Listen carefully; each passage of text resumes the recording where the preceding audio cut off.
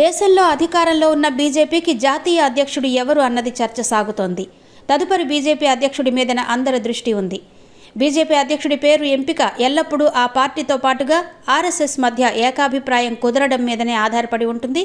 ఈసారి చూస్తే గనక సంఘ్ పరివార్ కాషాయ పార్టీ మధ్య జరుగుతున్న పరోక్ష విభేదాల కారణంగా చాలా ఆలస్యం జరిగింది.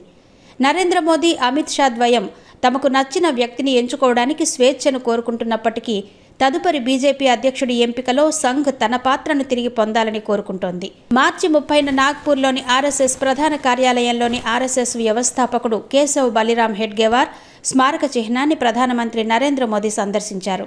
ఆర్ఎస్ఎస్ ఫౌండేషన్ శతాబ్ది సంవత్సరంతో పాటు మహారాష్ట్ర నూతన సంవత్సరం గుడి పద్వా కావడంతో ఇది ముఖ్యమైంది. 11 సంవత్సరాల క్రితం పదవీ బాధ్యతలు స్వీకరించిన తర్వాత ప్రధాని మోదీ చేసిన మొదటి పర్యటన ఇది. అంతేకాకుండా కొత్త బీజేపీ అధ్యక్షుడిని ఎన్నుకోవడంపై నిరంతర ప్రతిష్టంభన కొనసాగుతున్నందున ప్రధాని పర్యటన అధిక ప్రాముఖ్యతను సంతరించుకుంది. నాగ్పూర్లో ఆర్ఎస్ఎస్ సర్ సంఘ్ చాలక్ మోహన్ భగవత్, ప్రధానమంత్రి మోదీ మధ్య జరిగిన సమావేశం కొత్త బీజేపీ అధ్యక్షుడి నియామకానికి సంధిని సూచిస్తున్నట్టు కనిపిస్తోంది. ఆ విధంగా కొత్త బీజేపీ అధ్యక్షుడి నియామకానికి ఈ పరిణామం దారితీసింది. 2019లో వర్కింగ్ ప్రెసిడెంట్గా పనిచేసిన తర్వాత జగత్ ప్రకాష్ నడ్డా 2020లో బీజేపీకి పూర్తి స్థాయి అధ్యక్షుడిగా ఎన్నికయ్యారు. 2023లో ఆయన పదవీకాలం ముగిసిన తర్వాత నడ్డాకు జూన్ 2024 వరకు సార్వత్రిక ఎన్నికలు పూర్తయ్యే వరకు పొడిగింపు ఇచ్చారు. ఇక ఆ తర్వాత కూడా ఆయనకు మరో పొడిగింపు లభించింది. కానీ అది కూడా ఈ ఏడాది జనవరి 1తో ముగిసింది. పొడిగింపుల గడువు ముగిసిన చాలా కాలం తర్వాత నడ్డా తన వారసుడిని ఎన్నుకోవడంలో చాలా ఆలస్యం జరిగిన నేపథ్యంలో ఇంకా ఈ రోజుకు ఆయనే పార్టీ అధ్యక్షుడిగా కొనసాగుతున్నారు. ఒక వ్యక్తికి ఒక పదవి అనేది ఆనవాయితీ అయితే నడ్డా మాత్రం అనేక పదవులు అనుభవిస్తున్నారు. ఆయన బీజేపీ అధ్యక్షుడిగా ఉండడంతో పాటు కేంద్ర ఆరోగ్య మంత్రిగా ఉన్నారు. అంతేకాదు రాజ్యసభలో సభానాయకుడిగా సైతం వ్యవహరిస్తున్నారు. బీజేపీ ప్రస్థానం చూస్తే కనుక 1980 ఏప్రిల్ 6న ప్రారంభమైన తర్వాత తొలిసారిగా బీజేపీ అధ్యక్షుడిని ఎన్నుకోవడంలో అసాధారణ జాప్యమే జరిగింది అని చెప్పాలి. బీజేపీ రాజ్యాంగంలో నిర్దేశించిన విధంగా సమయానికి అధ్యక్షుడిని ఎన్నుకోవడంలో ఇప్పుడు పట్టుదలతో ఒక గట్టి సంకల్పంతో ఉండే పార్టీగా పేరు గడించింది. కానీ ఈసారి మాత్రం ఆ విధానాన్ని తప్పినట్టుగానే కనిపిస్తోంది. బీజేపీ అధ్యక్షుడిని ఎన్నుకోవడంలో సంఘ్ ఎల్లప్పుడూ ప్రధాన పాత్ర ఉంటుంది.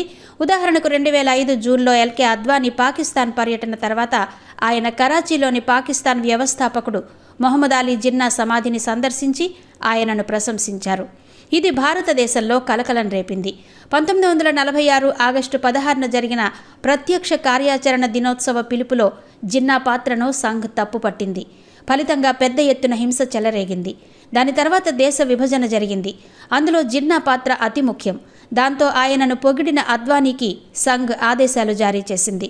1990లలో అటల్ బిహారీ వాజ్పేయి ప్రభుత్వ సారథ్యంలో పార్టీని అధికారంలోకి తీసుకురావడంలో ఆయన పాత్ర, ఆయన స్థాయిని దృష్టిలో ఉంచుకుని బీజేపీ అధ్యక్ష పదవి నుంచి దిగిపోయే సమయాన్ని ఎంచుకునేందుకు సంఘ్ అద్వానీని అనుమతించింది. అలా డిసెంబర్ 2005లో ముంబైలో జరిగే బీజేపీ రజతోత్సవ వేడుకల వరకు పదవిలో కొనసాగడానికి అద్వానీ సమయం కోరారు. ఎల్కే అద్వానీ వారసుడిగా రాజ్నాథ్ సింగ్ను సంఘ్ ఎంపిక చేసింది. తర్వాత సంఘ్ విధేయకుడు నితిన్ గడ్కరీని బీజేపీ అధ్యక్షుడిగా తరలించారు. ఒక వివాదం నేపథ్యంలో గడ్కరీ ఆ పదవిని విడిచిపెట్టారు. దాంతో రాజ్నాథ్ సింగ్ తిరిగి బీజేపీ అధ్యక్షుడిగా నియమితులయ్యారు. ఇలా చూస్తే గనక బీజేపీ చరిత్ర అంతటా సంఘ్ యొక్క స్పష్టమైన పాత్ర, సంఘ్ ఆమోదం తప్పనిసరిగా కనిపిస్తుంది. అలా సంఘ్ ప్రమేయంతోనే పార్టీ అధ్యక్షుడిని బీజేపీ ఎన్నుకుంటోంది. 2014లో మాత్రమే నరేంద్ర మోదీ పార్టీని అధికారంలోకి తీసుకొచ్చారు. ఆ విధంగా తొలిసారిగా సంకీర్ణ నాయకత్వాన కాకుండా బీజేపీకి పూర్తి మెజారిటీతో అధికారంలోకి వచ్చారు. అప్పటి బీజేపీ అధ్యక్షుడు రాజ్నాథ్ సింగ్ ప్రభుత్వంలో చేరడంతో ప్రధానమంత్రి మోదీ అమిత్ షాను బీజేపీ అధ్యక్షుడిగా ఎంపిక చేశారు. 2019లో మోదీ అదే విజయాన్ని పునరావృతం చేయడంతో అమిత్ షా స్థానంలో జేపీ నడ్డా ఎన్నిక జరిగేలా మోదీ తన వంతు పాత్ర పోషించారు. ఇప్పుడు చూస్తే కనుక 2024 ఎన్నికలలో దశాబ్దంలో తొలిసారిగా బీజేపీ లోక్సభలో 272 స్థానాల మ్యాజిక్ ఫిగర్కు చేరుకోకుండా సగానికి పడిపోయి 240 స్థానాలకు చేరుకుంది. ఇప్పుడు కోల్పోయిన స్థానాన్ని తిరిగి పొందే అవకాశాలను ఆర్ఎస్ఎస్ పరిశీలిస్తోంది. 2024 ఎన్నికల ఫలితాలను మేల్కొలుపు పిలుపుగా భావిస్తూ సంఘ్ బీజేపీలో తాను చూడాలనుకుంటున్న మార్పులను తీసుకురావాలని కోరుకుంటోంది.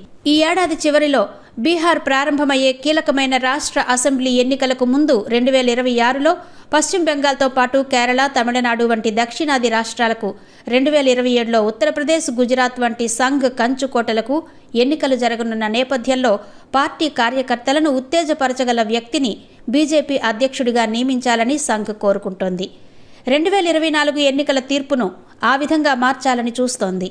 బీజేపీలో కోల్పోయిన తన స్థానాన్ని తిరిగి పొందాలని చూస్తోంది. దానికి ఈ విధంగా రంగంలోకి దిగడానికి సంఘ్ ఇప్పుడు తగిన అవకాశంగా భావిస్తోంది. తదుపరి బీజేపీ అధ్యక్షుడిని ఎన్నుకునే అంశంపై మోదీ బృందం మీద సంఘ్ ఒత్తిడి పెంచుతోంది. 2024 ఆగస్టులో కేంద్ర రక్షణ శాఖ మంత్రి రాజ్నాథ్ సింగ్ నివాసంలో ఉన్నత స్థాయి సమావేశం జరిగింది. దీనికి జేపీ నడ్డా, కేంద్ర హోంమంత్రి అమిత్ షా, ఆర్ఎస్ఎస్ అతి ముఖ్య నేతగా Dattatreya Hosabale, RSS joint general secretary Arun Kumar హాజరయ్యారు. అప్పటి నుండి రెండు వైపులా వరుస చర్చలు జరిగాయి. కానీ ఎటువంటి ఒప్పందం కుదరలేదు. ప్రధాన విషయం ఏంటంటే ఆర్ఎస్ఎస్ బలమైన సంస్థాగత నైపుణ్యాలు కలిగిన వ్యక్తిని ఇష్టపడుతుండగా బీజేపీ నాయకులు నరేంద్ర మోదీ, అమిత్ షా ద్వయం తమకు ఆమోదయోగ్యమైన వ్యక్తిని కోరుకుంటున్నారు. గత దశాబ్ద కాలంగా పార్టీ అధ్యక్షుడు మోదీ ప్రభుత్వానికి సహకారం అందించే పాత్రగానే బీజేపీ అధ్యక్షుడు పనిచేస్తున్నారని సంఘ్ భావిస్తోంది. ప్రభుత్వ నీడ నుండి బయటకు వచ్చి ఎక్కువ స్వయం ప్రతిపత్తితో పనిచేయగల వ్యక్తిని పార్టీ పదవికి ఎంచుకోవాల్సిన సమయం ఆసన్నమైందని సంఘ్ భావిస్తోంది. సంఘ్ చెందిన పరిపాలనా సంస్థాగత నైపుణ్యాలకు పేరుగాంచిన శివరాజ్ సింగ్ చౌహాన్, మహారాష్ట్ర ముఖ్యమంత్రి దేవేంద్ర ఫడ్నవీస్, మాజీ బీజేపీ ప్రధాన కార్యదర్శి సంజయ్ జోషి కూడా సంఘ్కు ఇష్టమైన వారిలో ఉన్నారు. మరోవైపు బీజేపీ నాయకత్వం ఇతర ప్రత్యామ్నాయాల కోసం చూస్తోంది. కేంద్ర మంత్రులలో మనోహర్ లాల్ ఖట్టర్, భూపేంద్ర యాదవ్ లేదా ధర్మేంద్ర ప్రధాన్ ఉన్నారు.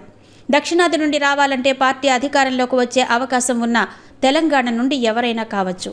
మహిళ కావాలంటే ఆంధ్రప్రదేశ్ బీజేపీ అధ్యక్షురాలు డి పురంధేశ్వర్ లాంటి వారు కావచ్చు. అయితే పార్టీ రాష్ట్ర అధ్యక్షుల నియామకాలపై బీజేపీ అధిపతుల మధ్య తీవ్ర చర్చలు కొనసాగుతున్నందున ఆర్ఎస్ఎస్, బీజేపీ మధ్య ఒప్పందం కుదిరినట్టు తెలుస్తోంది. దాని ప్రకారమే ఏమైనా జరగచ్చు. ఇదిలా ఉంటే ఉత్తరప్రదేశ్, గుజరాత్, మధ్యప్రదేశ్, కర్ణాటక, ఒడిషా, పశ్చిమ బెంగాల్, ఇతర రాష్ట్రాల వంటి కీలకమైన రాష్ట్రాలు ఇంకా తమ పార్టీ అధ్యక్షులను బీజేపీ నియమించలేదు.